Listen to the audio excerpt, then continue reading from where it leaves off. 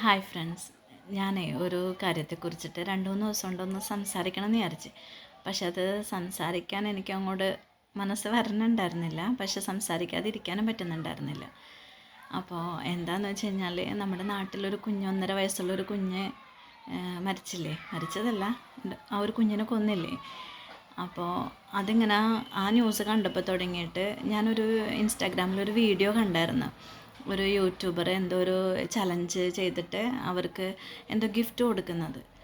അതിൽ 2 കൈ ഒടിഞ്ഞ് അമ്മയുടെ കയ്യിലിരിക്കുന്ന ആ കുഞ്ഞിൻ്റെ മുഖഭാവം ഉണ്ടല്ലോ, അതെന്നെ ഭയങ്കരമായിട്ട് എന്താ പറയുക, വേട്ടയാടണം എന്ന് പറയില്ലേ, നമുക്കിങ്ങനെ ഓർക്കുമ്പോൾ നെഞ്ചിങ്ങനെ പെടഞ്ഞു പോകണമെന്ന് പറയില്ല ആ കുഞ്ഞിൻ്റെ മുഖഭാവം കാണുമ്പോൾ.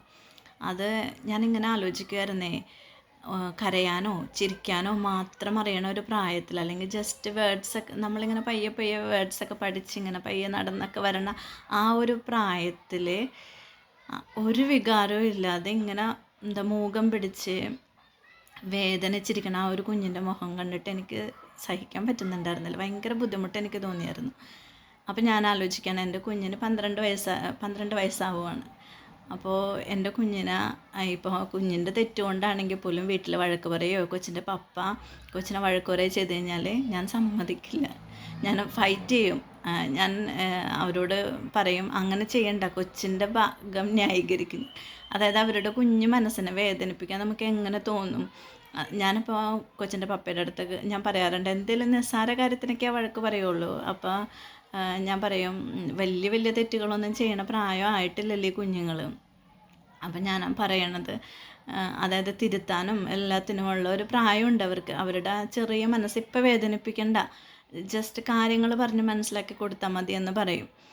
അപ്പോൾ നമ്മുടെ 5ഉം 10ഉം അല്ലെങ്കിൽ ഒരു 15 വയസ്സ് വരെയൊക്കെ നമുക്ക് നമ്മുടെ കുഞ്ഞുങ്ങളോട് എങ്ങനെ എന്താ പറയുക, ഭയങ്കര അവരത്ര വലിയ തെറ്റുകളൊന്നും ചെയ്യില്ലല്ലോ ആ ഒരു പ്രായം വരെയൊക്കെ. അപ്പം എപ്പോഴും നമ്മൾ അവരുടെ ഒരു മനസ്സ് വേദനിപ്പിക്കാതെ കാര്യങ്ങൾ പറഞ്ഞു കൊടുക്കാനാണ് എൻ്റെ ഒരു അഭിപ്രായത്തിൽ അങ്ങനെ ട്രൈ ചെയ്യണമെന്നാണ് ഞാൻ വിചാരിക്കുന്നത്.